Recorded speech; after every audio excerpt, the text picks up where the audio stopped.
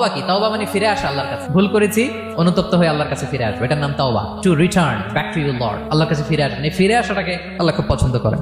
এখানেই শয়তান আর আমাদের মধ্যে পার্থক্য। শয়তান ভুল করে করছি তো করছে, এটার মধ্যেই সে অটল অবিচল, ক্ষমা আর চাইনি। কিন্তু আমরা সকালে ভুল করে দুপুরে মাফ চাই, দুপুরে করে রাতে মাফ চাই, আজকে ভুল করে কালকে মাফ চাই। বিষ্ণু বলেন তোমরা সবাই ভুলকারী, কিন্তু ওয়া খায়রুল খাত্তাঈন আত-তাওয়াবুন, এই ভুলকারীদের মধ্যে শ্রেষ্ঠ যে ভুল করেই তওবা করে।